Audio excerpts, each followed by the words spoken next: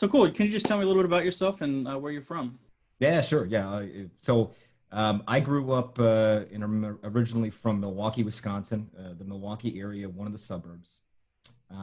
My background in music is varied. I was very fortunate in that the particular school district, the public school system that I grew up in, put an emphasis on music education and the arts, Cool. which is unusual, especially these days with budgets being cut. I'm sure I don't have to tell you and your listeners, you guys are having to deal with that every day.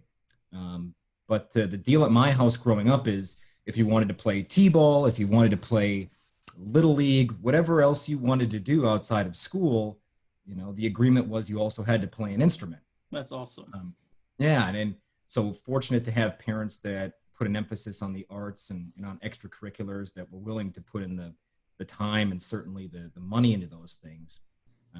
So by the time I was in seventh grade, I played piano, violin, viola, trombone, and by the time I was in high school, I had probably just started picking up guitar, Wow. and never took any formal lessons on that. But the other instruments, so very formally trained, very classically trained background. The high school that I went to, the same kind of story. It was a private Catholic high school, but a very reputable arts program, Cool. and especially fine arts and music, and very respected jazz. So I kind of had taken to trombone at that time to brass, and we traveled all over the country. Competitive jazz program where we were playing contests in Toronto. We were playing all throughout the Midwest. So it was kind of a funny time where, as a teenager, I think you were starting to develop your own taste in music. Mm-hmm. And so my background is very classically, very formally trained in jazz and orchestral music, big symphonies. Yeah. But at the same time, you're 15 years old and you want to play guitar, you want to shred. you know? I love that. Yeah. Uh, So technically speaking, I suppose my area of interest and my real area of expertise, I hesitate to call it that, is recording. mm, The technical side, the more equipment based side, and I got into that because growing up in kind of the early and mid 90s, finally personal computers became affordable and small enough that everyone had one. yeah. Yeah. And kind of the birth of what we now know as the internet, which at that time was dial-up AOL. Oh yeah. That's what we knew. Yeah. And getting into computers, and so you have computers kind of coming into what we know them as now, and a background in music. And of course, me and my buddies in high school, we had a little garage band, and I was always the guy that was like, we need to record. Okay, how can we do this based on the limited technology and our limited finances and everything? So I went through college. I really didn't do any music in college, but after I got out of college, I went back to school and got a second degree in audio engineering, Mm, which brought me to Guitar Center, which is where I worked for several years in okay. their pro audio department in Milwaukee. So anybody who shops at that store in the Milwaukee area, hi. That's awesome. And from Guitar Center to Sweetwater, where I've been, as of January, I'll have been here 3 years. That's awesome. And your primary role there is, I know, sales engineer. I know I've been working with you, I think, for a couple years now, Yeah, for a at least while. And two. Yeah. every time I have a question, you're just like, bam, here's a bunch of stuff. I'm like, this is awesome. So it sounds like, when I was reading your bio, I was like, just kind of researching you and stuff like that. I saw that you had, and you played in orchestra and in jazz band. I was like, oh, he's got to be a drummer. Like he's got to be like a percussionist or something. But that's cool. So, you just always had music around. Then did all your family members play too, or? Not, I'll tell you, it was me and my brother. My mom is a fantastic vocalist. Oh, Uh, cool. I suppose that's the side of the family that we get it from. I know that the story goes that my would be my mother's grandfather was a member of John Philip Sousa's band. That's around that like World War I Yeah, yeah. kind of in between the wars thing. So her side of family is really where the music comes from. But as far as the rest of our family, it's me, my brother, and my mom. That's really it. That's still cool though. I like that rule that you had to play an instrument. I think that that's hip. And you were like, I'll play them all. Sounds good. Well, I was like, and the fact that I have kind of a short attention span with that kind of stuff. Oh, that's okay. That's good. Yeah, yeah. Um, and so you talked, how recording technology got you to where you are. Besides being, a sales representative for Sweetwater, what stuff do you do with audio and video outside of there, or do you still do that? Sure. Yeah, I suppose, like I said, my area is more on the recording and kind of the tech side of things. So in my spare time, I still do some freelance mixing and mastering, mostly by word of mouth. Nothing huge or notable. It's not like you're going to pull up a Discogs and see my name on some big album or something. But yeah, I try and stay involved with that, and uh, you know, helping out with other projects. Living here in Fort Wayne, mostly because of Sweetwater, you can imagine. You have this kind of congregation of music-minded people. Mm. There's always something going on. Someone's band is always working on their next record. Someone's band is always, doing a live show. There's always something where someone's looking for an extra set of hands. I got you. That's awesome. That's awesome. And so, this podcast specifically and this new series is all about trying to get directors and performers and young people in music like the gear they need. And when I sent you a question about, here's a budget size and here's the people that we're looking for, I've gone through that whole list and kind of curated it for them, and it's really impressive. Would you mind maybe if we dive into a little bit of that, like talking about the specific job careers and what they might need, audio and Sure. video wise? Yeah, absolutely. Cool. So specifically, I think we talked about like a free option, $100 to $500, $500 to $2,000, and then like an ideal budget. You don't have to go in that order, but if we're talking about band directors and orchestral directors specifically, like at the junior high and senior high level, at least around here, they're always getting ready for contests. They're listening back to recordings of the rehearsals, and specifically now with the pandemic, they're trying to stream sectionals and like or performance videos for the kids. Could you go through a little bit and talk about what they would need, maybe audio wise and video wise, to kind of, give the kids the best option they can get? Sure, sure. And I say just to start with the free option is you have all the tools you need right now. You have it in your pocket. It's this thing, Yeah, right?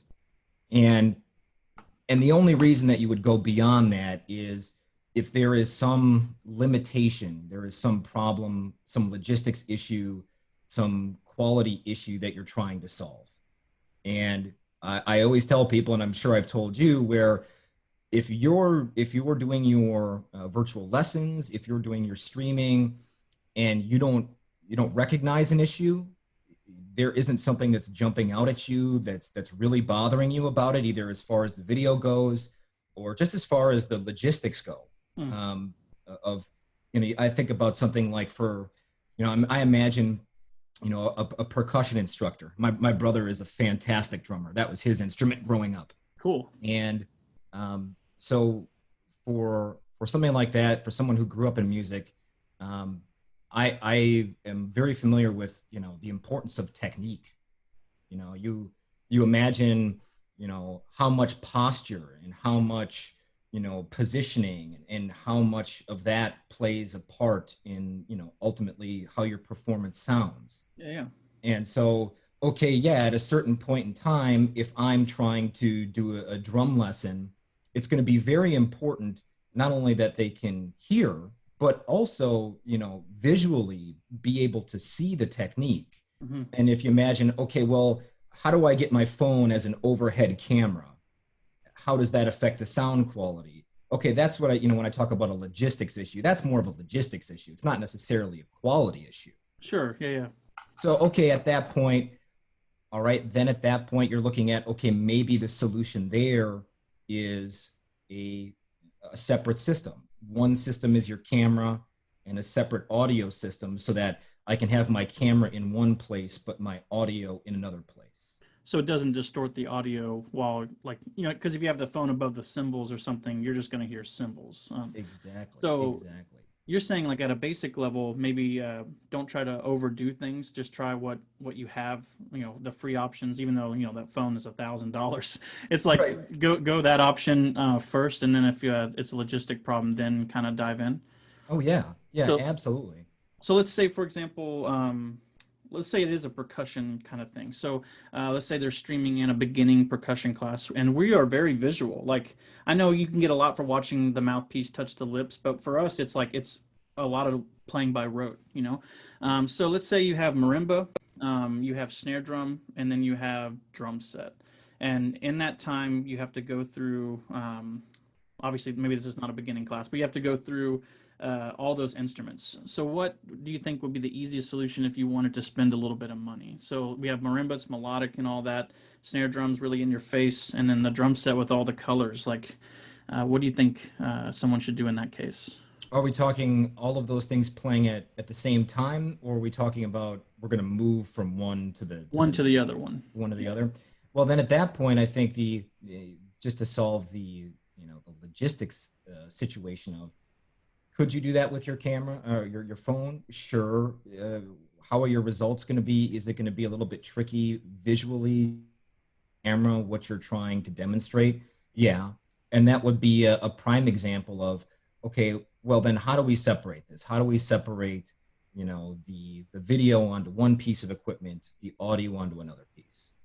Okay, one solution that might be something as simple as, okay, we have a GoPro camera on a stand, which is lightweight, it's portable, the video quality is excellent, Oh yeah. and we have something as simple as like a Shure 57 or a 58, not a special microphone, a very common microphone on a second stand. Hmm. And then the question becomes, okay, how do we integrate those things? And that's where you can go down this rabbit hole. And I think where, there's a little bit steeper learning curve because there are so many options. If you're going to use an app like this on Zoom to do it, okay, so now we have to say, okay, so at the end of the day, all of this, the audio, the video has to end up in Zoom. How do we get it into Zoom? Yeah. You step back and, okay, Zoom on the phone. Well, if Zoom's on the phone, then what we're looking for is some way to get the audio and the video into the phone. Well, and that will take you down one path. There are certainly, audio interfaces, equipment that will let you get the audio into a phone versus into a laptop. And they are pretty specific. Typically an audio interface that's meant for an iPad or an iPhone or an Android device is really meant for that type of device. It's not going to be cross compatible with a laptop computer. Got you. Now there are a few that'll be cross compatible that way, and so you kind of have to think ahead and say, well, sometimes I'm using my phone, but sometimes I'm using my computer. Well, okay, there you go. You know exactly what you're looking for. You're looking for an audio interface that's cross compatible. There's maybe only a handful of them, and at that point, you're really only choosing between, okay, does it have one input or does it have four inputs? Yeah, and I think you listed a couple of those, like specifically, like with one microphone and two microphones for iOS and Android. And I think that's great. And then you also mentioned like the Scarlett 2i2 and stuff like that. Okay, so that kind of takes care of that. What about if it's would the same kind of stipulation? Let me rephrase this. Would the same thing apply if it's like a full band, like the same kind of situation as far as like just kind of try it out with your phone first, and if not, we can go to like microphones, that sort of thing. Exactly. And with the full band, I just put myself in the position of my high school jazz band director. He's Okay. standing, yeah, okay, he's conducting the group, and his position drastically affects his perception of, are the saxophones too loud? Are they not loud enough? Mm-hmm. What's going on with the bass guitar? And it's totally perceptual based on the arrangement, the physical location of each section or each instrument. So at that point, the real purist will say you should use one mic in the conductor's position, right? Mm-hmm. Because that's going to give you the truest representation of what the entire ensemble sounds like. Sure. Yeah, yeah. Now, the alternative to that would be, I want more, I'm speaking as the conductor or the instructor. I want the ability to have more isolation when it comes to these individual sections. I want to be able to really focus in.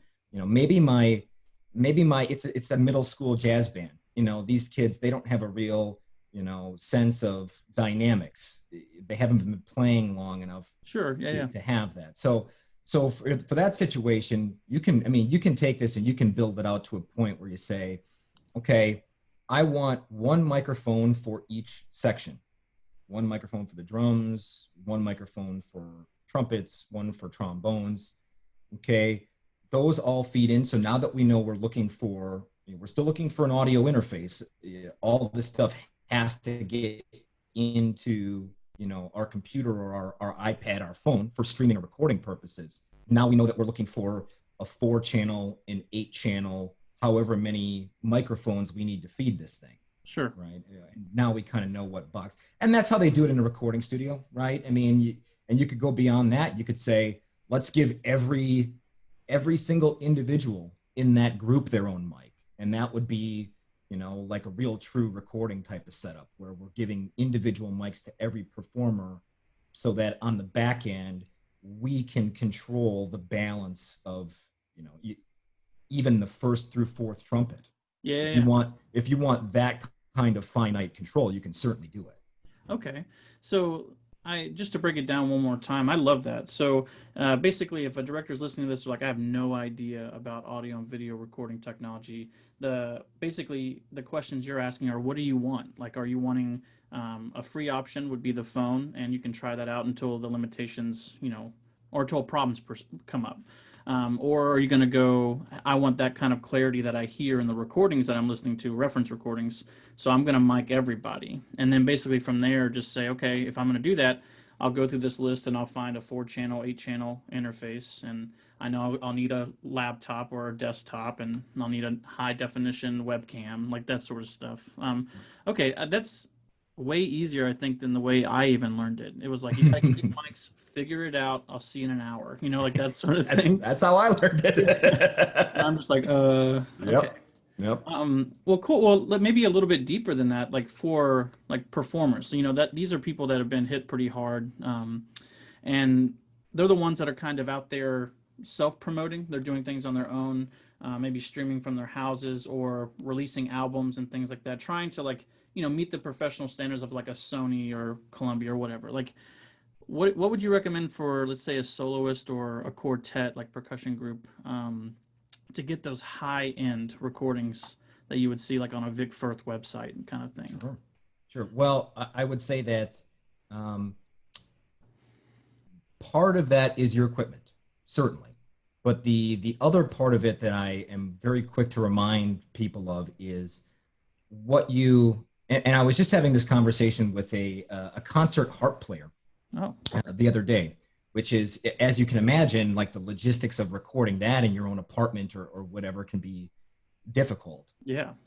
But that's what she's wanting to do is she's wanting to get an industry, a label quality recording.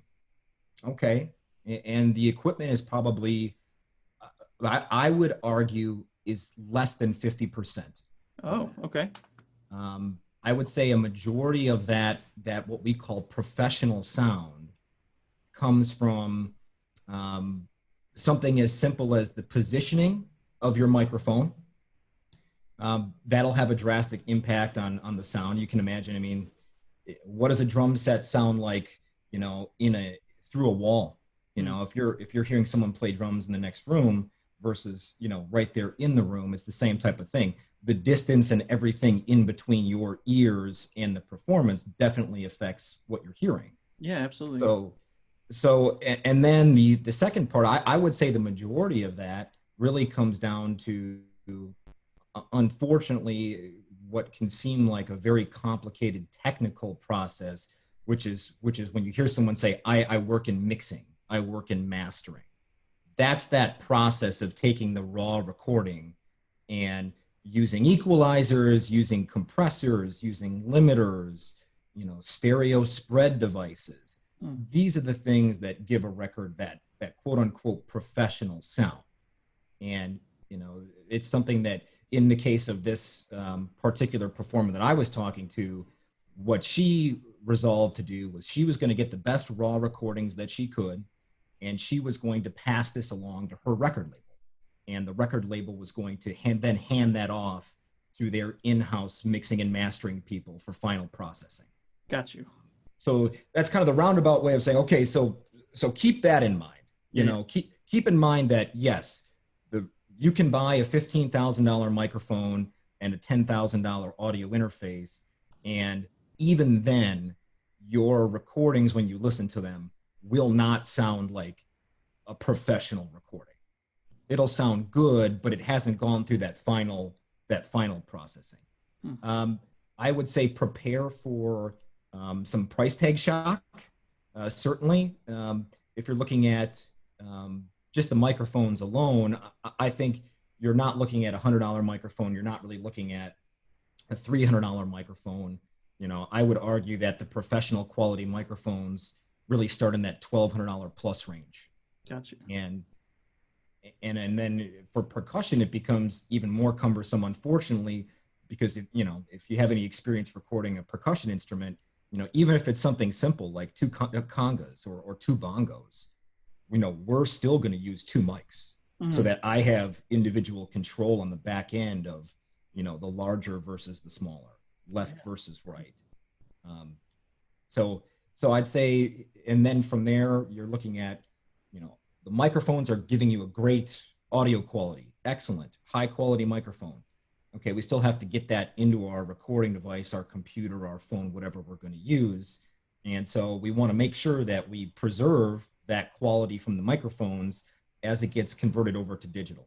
Gotcha. And that's exactly what that audio interface device is doing. And just like microphones, there are, $100 audio interfaces where they're still way better than what was being done in 1950 on tape. Sure. It's like amazing, you know what I mean? You can get really good recordings off of those.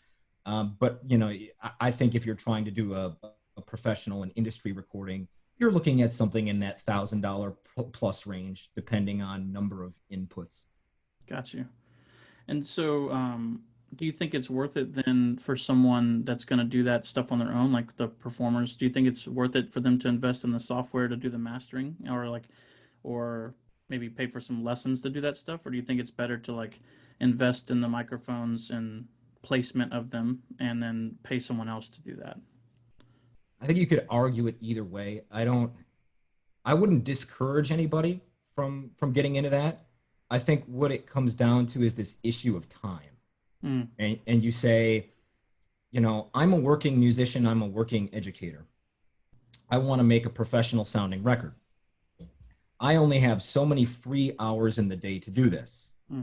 Part of that is going to be taken up by practicing the rest of my social life, family life, my 9-to-5 job, if I have one, if I'm a professional musician, then certainly more practicing and performances. And what amount of time is it going to take me to get proficient enough with the mixing mastering process to the point where I can do it myself and don't need to pay someone to get those results? It's not a 2-day class.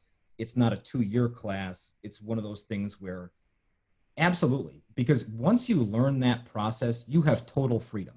You have absolute freedom. You can make, industry, professional quality, label, release ready records on your own. You don't have to hand it off to anybody. You don't have to pay anything out of pocket. You're not, at the mercy of what someone else thinks sounds good. But there is a huge investment of time and trial and error to learn it. Got you. No, I guess at the end of the day, it really just depends. Like you're saying, do you want to not waste? Do you want to invest the time? Is it worth it to sacrifice a gig versus to do that? Right. That's something interesting. So we kind of branched off both sides, the free and the most expensive side. Is if a director is wanting to come in, or a student or a professional player, and they have a list of the things that you talked about, and they're kind of listening through, what are some things you could tell them to be aware of? Like just say, hey, just so you know this, that sort of thing. Right. I suppose the biggest thing is we are still pushing these platforms, Zoom, GoToMeeting, Skype, iVideo, I'm whatever. We're pushing that technology beyond what it's really built to do. Oh, okay. So, a platform like Zoom, what was it built for? It was really built for this, so that two people on opposite sides of the world could have a business meeting. Hmm. And the limitation there is twofold. One is, okay, what is the audio quality? And certainly it's not built to be ultra high definition, hi-fi audio quality. So if that's what you're looking for, you're kind of fighting an uphill battle for now until these platforms adjust to that, this new kind of world, that was new reality that we're living in. Oh, yeah, yeah. But I would say the second thing has to do with, really what you have to think of the end game first, because if you're saying I'm a high school band director, all I want to be able to do, because of social distancing regulations and because of what's going on in the world right now, we can't have a live audience for our performance. All I really want to do is do a stream of a live performance. I'm not trying to do any recording. I'm not trying to do any kind of adjusting on the back end as far as, balancing levels or anything like that. I just want to get the sound from the room out onto the internet for my virtual audience. Okay, well, the simple solution again is, okay, we need some sort of camera device. We need some sort of microphone. From there, how does that sound? How does it look? Okay, well, it doesn't look that great because, the group is too wide because of where we have to put the camera. It just doesn't look the way we want it to look. Or maybe we want, multiple cameras. We want the ability to, do a far shot of the group, but we also want to have a close-up of the conductor or of a side shot of the section. Okay, now that's not necessary, but that's a choice. And that's certainly possible. So in that case, you say, okay, now you're moving away from the phone. You're saying, okay, a multi-camera unit. That could be 2 GoPros, it could be 2 DSLRs, a GoPro, it could be any number of things. And maybe still 1 microphone. And that microphone doesn't sound good. We've moved it around. We just can't find a good spot for it. Okay, well, maybe we need to do 2 microphones, and with a choir, just the size of a choir, well, we have to do 2 microphones because 1 microphone isn't going to pick up that space. Sure. We need 2 microphones just to cover the area. And so I think you have to look at it from the end point of, what are we ultimately trying to do? What kind of quality are we wanting? And that will very quickly lead you down one path or other in terms of what equipment you need.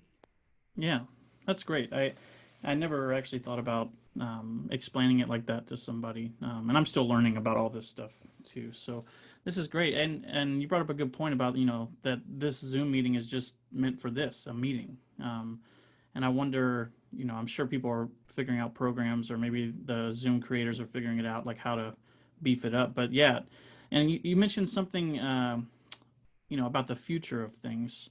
Do you think the future of music education or performances is going to be heading towards something like this, or do you think it's always going to retain its natural, like, live aspect? Well, the high school jazz ensemble that I was in was a lot like that movie Whiplash. Oh no. And so I still think there is something that you cannot recreate when it comes to, I remember being 4 years old sitting at a piano, and the instructor would put their hands on my hands to show me positioning. And I remember playing violin, being in 1st and 2nd grade, and the instructor coming up behind me and grabbing my shoulders to get my posture correct.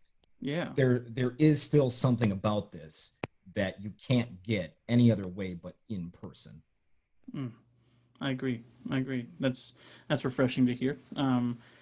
Well, I mean, you really touched on so many things. Your list that I have, I'll show you maybe at the end of this to make sure you're okay with it. But you've touched on so many things that I think are very important, especially as we move forward. Is there anything else you want to add to teachers? A lot of my girlfriend's about to head back, and she's a high school band director. and they start on Monday, you know, and we just finished our first week and we have 5 people in the department with COVID. So it's I'm not trying to bring a dark side to this at all, but is there anything that you would like to say to people going back into school, into the trenches, like anything at all? I keep doing the hard work. I mean, the reason that I'm in the position that I'm in to do what I do every day is because of folks like yourselves. If I wouldn't have had, you know, great teachers along the way, people that were very passionate not only about music in general, but about teaching music and about, you know, what this can bring to somebody's life. Um, I know that it's tough. It's not the way that you'd want to do it, doing it virtually. Um, I know that even before all this started, like we mentioned earlier, you know, the arts budgets are constantly being cut in favor of something else. Sure. And it, for the most part, it's somewhat of a thankless job because if you're teaching younger students, even if you're teaching college students, you're really not seeing what ends up happening 10 years from now after they've moved on. Mm. And I think all of us certainly appreciate that. So, you know, keep your heads up, try and keep a positive attitude.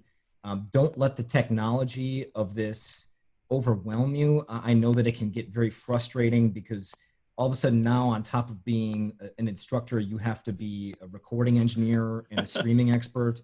Yeah. Um, you know, please feel free to reach out to me. I think you're going to put my contact information down there below. Um, that's the best I can say. I really, we really appreciate you, everybody, you know, at Sweetwater, everybody in my circle that I deal with on a daily basis owes everything to their music instructors. So, you know, from all of us, thank you. Oh, that's awesome. Thank you so much for saying that. That's really powerful. And yeah, if you